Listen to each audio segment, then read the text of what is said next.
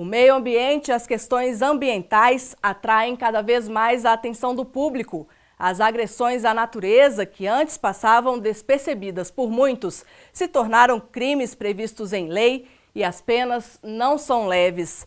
Além do pagamento de altos valores, a Justiça determina ainda que quem cometeu o crime ambiental promova a reparação imediata do dano provocado. Isso aconteceu na maior tragédia ambiental do país, o desastre de Mariana, em Minas Gerais, quando houve o rompimento da barragem de Fundão, em novembro de 2015. Acompanhe. 2011. Ministério Público Federal denunciou à Justiça Federal crimes ambientais cometidos durante a construção do Parque Tecnológico em Salvador.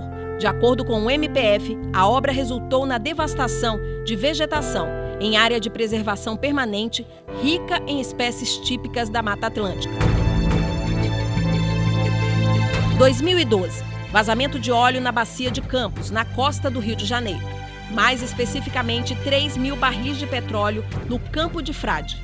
O Ministério Público Federal fez a denúncia criminal à Justiça Federal contra 2 empresas e 17 executivos por crime ambiental e dano ao patrimônio público. Esses são alguns dos casos julgados pela Justiça Federal e que foram destaques. Nós temos aí o vazamento da Hidro no município de Barcarena, no Pará, que aconteceu agora, que com certeza vai chegar à Justiça Federal. Nós temos, em relação a crimes ambientais, uma vez no Pará também houve um navio afundou com uma carga viva de gado que ia ser exportada, e aí também é da competência da Justiça Federal. Nós temos invasões de áreas públicas, unidades de conservação, cuja competência é da Justiça Federal. 2014. Operação Castanheiras desmonta uma quadrilha especializada em grilagem de terras e outros crimes ambientais na região de Novo Progresso, no sudeste do Pará. Era lá que eles agiam, mas, de acordo com as investigações, havia integrantes também no Mato Grosso, Paraná e São Paulo. A Operação Castanheira foi uma operação de crimes ambientais e se dizia à época que era o maior desmatador da Amazônia. Pessoas consideradas pelos órgãos envolvidos como os maiores desmatadores da Amazônia. A Justiça Federal em Itaiatuba e Altamira, no Pará, receberam diversas denúncias. Era a invasão de terras públicas em locais em que não havia fiscalização, desmatamento e utilização de pecuária extensiva, eventualmente até um aproveitamento da madeira. 2017. Dono de uma fábrica de farinha de peixe em Cananéia, no litoral paulista, é denunciado à Justiça Federal. Como detalhou o Ministério Público à época, ele praticou crimes ambientais. Teria mantido em funcionamento a empresa sem licença de operação por quase 10 anos. O estabelecimento ficava em uma área de proteção. 5 de novembro de 2015, município de Mariana, Minas Gerais. Foi onde ocorreu a maior tragédia ambiental do país. A data chocou. Infelizmente, um fato que não sairá da história. Desastre que tirou vidas humanas, matou animais, destruiu o meio ambiente na região. A barragem que se rompeu era chamada de Fundão, localizada no Complexo Industrial de Germano, em funcionamento desde 2008, gerida pela Samarco Mineração e controlada pela Vale. Você tá doido, moço? Mariana é uma cidade que basicamente vive da extração de minérios, né? E o processamento, né? Após o processamento da extração do minério, tem todo um processo de contenção dos rejeitos, né, da extração. E isso, a solução encontrada pela engenharia foi construir essas barragens de contenção.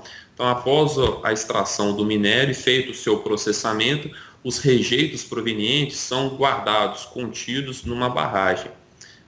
O que se sabe é que a estrutura de contenção da barragem de Fundão não comportou, não resistiu aos rejeitos e acabou rompendo. Foram milhões de metros cúbicos de rejeitos de minério de ferro e sílica no Rio Doce. Rejeitos que mudaram o cenário.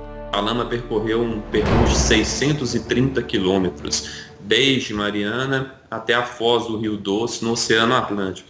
E por todo o percurso onde a lama passou, foi um devastador para o meio ambiente. Prejuízos ambientais gravíssimos, perdas de vidas, impactos econômicos e sociais. O impacto econômico é gigantesco, principalmente para Mariana, né? Mariana, o município de Mariana, basicamente dependia e depende fundamentalmente das atividades da Samarco, e com a ocorrência do desastre e o fechamento da Samarco, o município de Mariana vem sofrendo bastante pela perda de arrecadação. Do ponto de vista social, maior ainda, né? A população de Bento Rodrigues foi praticamente removida do seu local. Vidas foram perdidas, danos patrimoniais foram bastante comuns e até hoje tem danos morais, danos psicológicos, até hoje a população de Bento Rodrigues sofre bastante com essa situação. O caso está nas mãos da Justiça Federal para punir os devidos responsáveis. A tragédia de Mariana ocasionou dois tipos de ações, né? Existe uma ação de natureza penal que está transcorrendo na Justiça Federal de Ponte Nova, em que se está apurando a responsabilidade penal dos diretores, então está a cargo de outro colega juiz federal, e as ações de natureza civil, que são as ações de natureza reparatória, seja socioeconômica e seja socioambiental. Essas já existem programas em andamento de reparação, de indenização, mas sobre a ótica ambiental ainda há uma construção, há a tentativa de construção de um acordo para que seja definida qual é a melhor técnica para a recuperação do meio ambiente em determinados pontos. O Brasil conta com uma lei específica para proteger o meio ambiente. O Brasil acho que é uma referência em termos de proteção ambiental.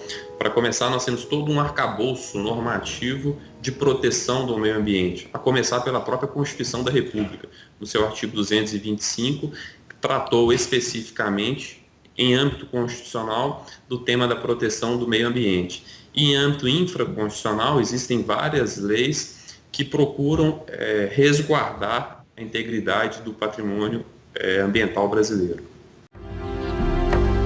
Há décadas e décadas, o conceito de meio ambiente era natureza.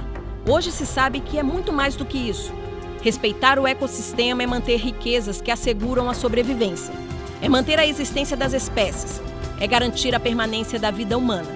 É ter ambientes em que prevalece o equilíbrio do uso e do reuso. É uma troca, uma via de mão dupla entre todos os que fazem parte do planeta. Se nós não cuidarmos da única casa que temos e mantivermos o equilíbrio ecológico, nós perderemos as condições de existência e qualidade de vida da nossa existência.